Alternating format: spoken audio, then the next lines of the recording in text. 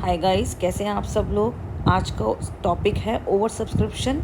इसका मतलब हमारी सब्सक्राइब्ड कैप शेयर्स इस बार इशूड शेयर्स से ज़्यादा हैं। That means like for example company ने कितने शेयर्स इशू किए हैं 5000, पर लोगों ने कितने शेयर्स के लिए सब्सक्राइब किया है 8000 शेयर्स के लिए। सो इस केस में आपको एक बॉक्स बनाना होगा जिसमें आपके अप्लाइड शेयर्स कितने हैं बेटा 8000, ठीक है। और कंपनी ने कितने शेयर्स ऑफ़र किए थे 5000, तो कितने शेयर्स पे एक्सेस शेयर्स पे एप्लीकेशन आई है दैट इज़ 3000 शेयर्स एक्सेस हैं। और हर शेयर पे जब शेयर होल्डर ने अप्लाई किया था तो एप्लीकेशन के टाइम पे कितना पैसा दिया था 20। फाइन। तो अब इस केस में क्या हो सकता है, कंपनी कभी भी 5000 शेयर्स से ज़्यादा शेयर्स अलॉट नहीं कर सकती। तो जो भी एक्सेस शेयर्स पे एप्लीकेशन का पैसा आया है या तो मैं उन्हें वापस कर दूंगी या आगे फर्दर अलॉटमेंट में एडजस्ट कर दूंगी। सब देखते हैं कैसे करना है इस केस को। देखो, एप्लीकेशन कितने शेयर्स पे आई थी 8000 शेयर्स पे, पर उसमें से 1000 शेयर होल्डर्स को मैंने रिजेक्ट कर दिया। फाइन। तो 1000 शेयर्स को मैंने रिजेक्ट कर दिया, मतलब उनको लेटर ऑफ रिग्रेट सेंड कर दिया। और हर शेयर पे कितने रुपए आए थे जब लोगों ने अप्लाई किया था 20 रुपीज़ हर शेयर के साथ आए थे जब when people have applied for the shares. तो कितना अमाउंट हुआ 20,000 शेयर्स, 20,000 रुपीज़। फाइन। और इन शेयर होल्डर्स को मैंने कोई भी शेयर अलॉट नहीं किया है, तो मेरे पास कोई चॉइस नहीं है, मुझे इनका सारा पैसा वापस करना होगा along with the letter of regret. तो यहाँ हम लिख देंगे bank, that means to bank, कि हमें ये पैसा वापस करना है। तो बाकी बचे कितने शेयर्स 7000 शेयर्स।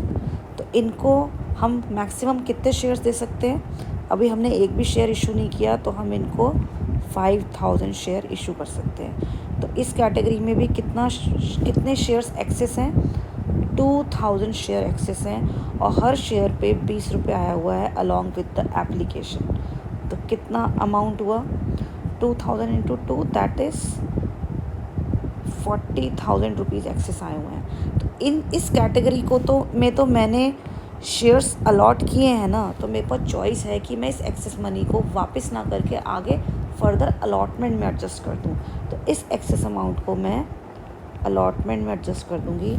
ये केस होता है जहाँ पे हम शेयर्स को प्रोपोर्शनेट बेसिस पे अलॉट कर देते हैं। लाइक हर 5000 पे, हर 7000 शेयर पे मैंने कितने शेयर अलॉट किए 5000, तो प्रोराटा कितने का बनेगा, हर 7 शेयर पे हमने 5000 अलॉट किए ऑन प्रोपोर्शनेट बेसिस। लाइक अगर किसी ने 7 शेयर अप्लाई किए हैं तो उन्होंने 5 शेयर अलॉट किए। अगर किसी ने 14 शेयर्स अप्लाई किए हैं तो हमने उनको 10 शेयर अलॉट किए होंगे। सो इन जनरल हमने सारे शेयर्स पे pro rata basis that is proportionately हमने शेयर्स को अलॉट किया इन रेशियो 5:7। अब जब हम ये बना लेते हैं तो हमें क्वेश्चन को रीड करने की ज़रूरत नहीं है, स्ट्रेट अवे हम अपनी 3 एंट्रीज़ कर सकते हैं। दैट इज़ पहली एंट्री हमेशा लोगों की मर्ज़ी से होगी, दैट इज़ लोगों ने कितने शेयर के लिए अप्लाई किया, दैट इज़ 8000। तो हमारी एप्लीकेशन की एंट्री होगी bank account debit to share application. Fine. और यहाँ पे आप ब्रैकेट बना सकते हो 8000 शेयर्स पे कितने रुपए आए हैं, लोगों ने कितने शेयर के लिए अप्लाई किया था 8000 शेयर्स के लिए, और एप्लीकेशन पे कितना अमाउंट आया था हर शेयर पे 20। सो इन टोटल हमें कितना अमाउंट रिसीव हुआ एप्लीकेशन पे 1,60,000। बस इसी एंट्री में लोगों की मर्ज़ी चलती है। इसके बाद कंट्रोल हम कंपनी के हाथ में है, कंपनी कितने शेयर मैक्सिमम अलॉट करेगी दैट इज़ 5000। सो आगे का हमारा पूरा क्वेश्चन 5000 के अकॉर्डिंगली होगा, ना कि 8000 के। ये बात आपको याद रखनी है। फाइन। अब इट्स टाइम कि हम इस सारे शेयर एप्लीकेशन अमाउंट को घुमा देते हैं। शेयर एप्लीकेशन अकाउंट डेबिट, और अब इस हमें कितना अमाउंट मिला है 1,60,000, पर हम शेयर कैपिटल में कितना अमाउंट डालेंगे एज आई सेड हम सिर्फ मैक्सिमम 5000 शेयर्स ही अलॉट करेंगे, तो 5000 शेयर्स का ही एप्लीकेशन अमाउंट शेयर कैपिटल में जाएगा, दैट इज़ ₹1,00,000। और देखो 3000 शेयर्स एक्स्ट्रा थे, हर शेयर पे 20 रुपीज़ आया था, तो टोटल अमाउंट कितना है जो हमें एडजस्ट करना है, दैट इज़ 60,000, क्लियरली विजिबल है यार। ओके, और कैसे करेंगे हम, देखो बैंक वापस कितना करेंगे 20,000, और अलॉटमेंट में कितना एडजस्ट कर देंगे फर्दर 40,000, तो देखो 60,000 पूरे होते हैं। तो मैं क्या लिखूँगी, इतना पैसा मैं शेयर अलॉटमेंट में एडजस्ट कर दूँगी। दैट मीन्स जब हम अलॉटमेंट मांगेंगे फ्यूचर में और जब हमें अलॉटमेंट मिलेगी तो 40,000 पहले से मिल गई है, इसलिए लोग इतना पैसा हमें नहीं देंगे, और बाकी हम वापस कर देंगे। क्यों वापस कर देंगे, क्योंकि इन शेयर्स को, इन शेयर होल्डर का पैसा, शेयर्स हमने इनको एक भी शेयर अलॉट नहीं किया था, इसलिए हमारे पास चॉइस नहीं थी कि हम इनका पैसा एक्सेस मनी अलॉटमेंट में एडजस्ट कर पाएँ। सो यहाँ पे हम पूरा पैसा वापस कर देते हैं जब हम इस एक पर्टिकुलर कैटेगरी को कोई सिंगल शेयर भी अलॉट नहीं करते। फाइन, तो कितने रुपीज़ हो गए, अलॉटमेंट में हमने कितना एडजस्ट किया 40,000, एंड वापस कितने करे 20,000। सो देखो 1,60,000 हमने एडजस्ट कर दिया। फाइन, अब आगे भी क्वेश्चन देखने की ज़रूरत नहीं है, क्योंकि थोड़ा बहुत आइडिया हमें बस ये लेना है कि अलॉटमेंट कितने की है। अलॉटमेंट है हमारी 30 रुपीज़ की। फाइन, सो अब हम शेयर अलॉटमेंट मांगेंगे। इस केस में कोई प्रीमियम नहीं है, और हम इसको शेयर कैपिटल में रिकॉर्ड करेंगे। फाइन, और आपको हमेशा याद रखना है नंबर ऑफ़ शेयर्स कितने हैं अब हमारे पास, only 5000 in the whole question, और हमने अलॉटमेंट पे कितने रुपीज़ मांगे हैं 30। फाइन, सो ये अमाउंट होगा 1,50,000। ओके, अब इसको घुमाना है फिर से, as it is the entry to receive, तो शेयर अलॉटमेंट पूरी घूम के क्रेडिट में आ गई। पर देखो यहाँ पे एक ट्विस्ट है जिस चीज़ का आपको ध्यान रखना है, this is the take away. देखो आपने जब अलॉटमेंट का पैसा एडजस्ट किया था एप्लीकेशन के टाइम पे, तो आप ऑलरेडी 2 शेयर अलॉटमेंट लिख चुके हो, तो अगर आपने पूरा शेयर अलॉटमेंट रिवर्स किया तो डबल काउंटिंग हो जाएगी।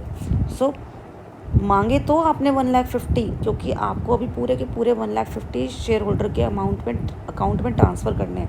पर अगर सब भी पैसे दे देंगे तो कितने पैसे देंगे बताइए, पूरा 150 आप अगर घुमाते, लेकिन ऑलरेडी 2 शेयर अलॉटमेंट 40,000 का हो चुका है, तो मतलब अगर सब लोग भी पैसे दे दें तो कितने पैसे देंगे, 40 ऑलरेडी एडजस्ट हो चुके हैं, तो लोग देंगे हमें 90,000, 1,10,000 रुपीज़।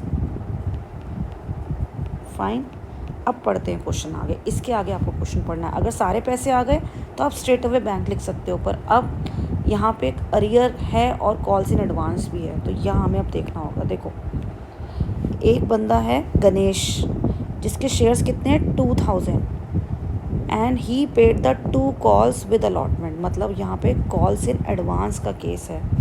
एक बंदा है 200 शेयर्स हैं उसके, और उसने दोनों कॉल्स अलॉटमेंट के साथ दे दी हैं, दैट मीन्स फर्स्ट कॉल भी दे दी जो 20 रुपीज़ की है, और सेकेंड एंड फाइनल कॉल कितने की है 30 रुपीज़ की, तो इन टोटल दोनों कॉल्स का मिला के अमाउंट होता है 50 रुपीज़।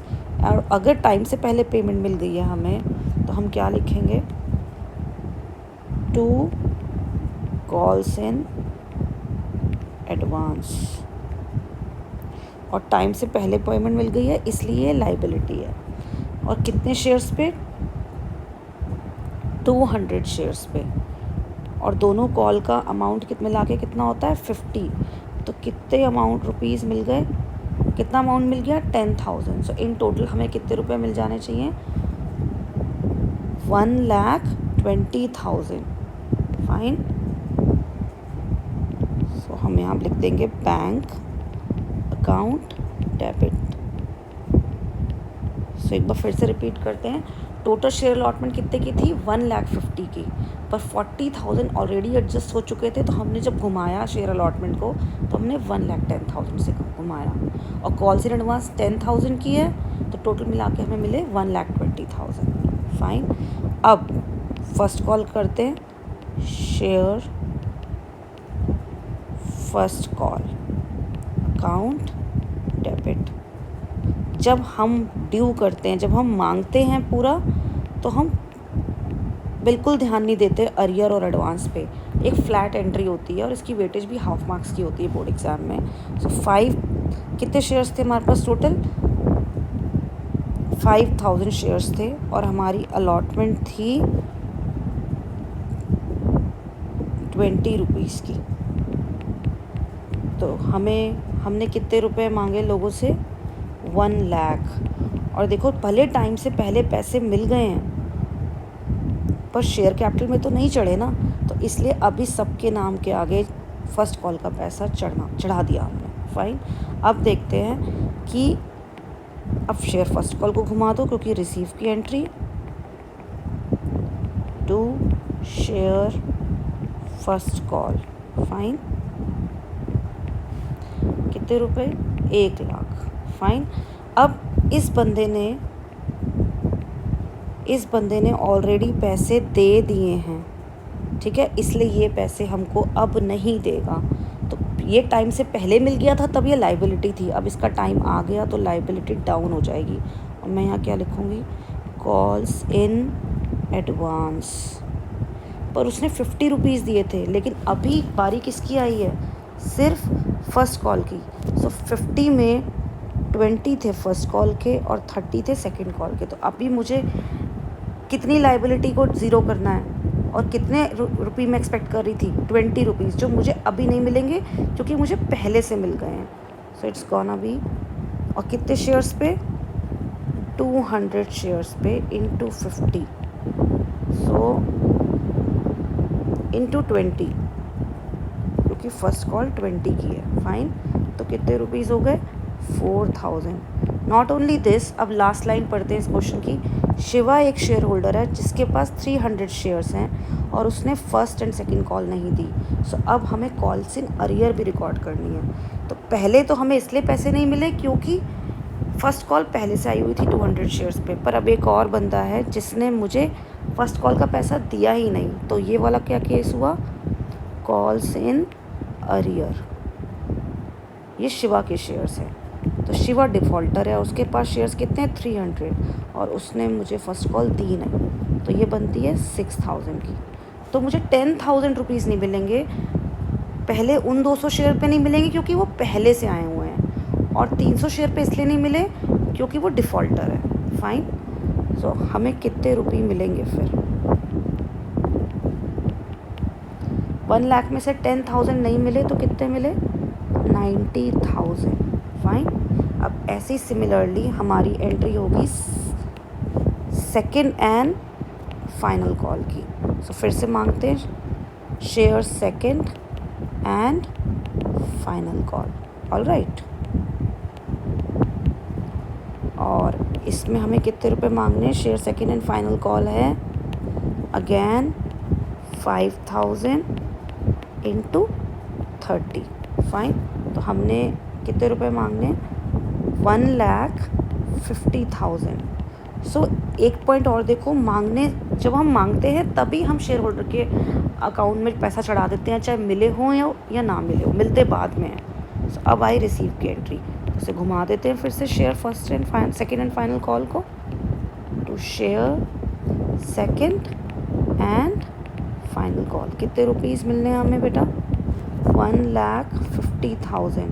पर कितने पैसे नहीं मिलेंगे? एक तो वही जो हमने पहले डिस्कस किया था, ऑलरेडी हमें कुछ पैसा मिल चुका था वो एज़ कॉल्स इन एडवांस, तो उसको हमने एज अ लाइबिलिटी रिकॉर्ड किया था।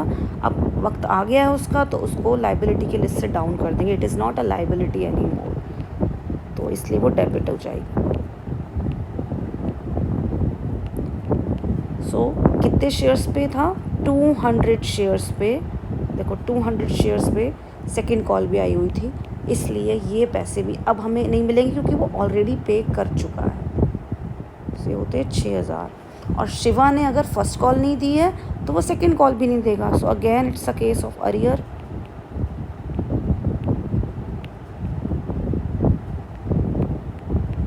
और शिवा के शेयर्स कितने हैं? 300। सेकंड कॉल कितने रुपए की है, 30 रुपीज़ की, तो कितने रुपए नहीं मिलेंगे बेटा, 9000। सो कॉल्स इन अरियर मतलब बंदा डिफ़ॉल्टर है और कॉल्स इन एडवांस जो उसने पहले ही पेमेंट कर दी थी अब वो नहीं करेगा पेमेंट, क्योंकि उसने अलॉटमेंट के टाइम ही पेमेंट कर दी थी, तो अब वो पेमेंट हमें नहीं मिलेगी। सो इन टोटल हमें 15,000 रुपीज़ नहीं मिलेंगे। तो कितने मिलेंगे बेटा फिर, और ये सब डेबिट होगा। फाइन।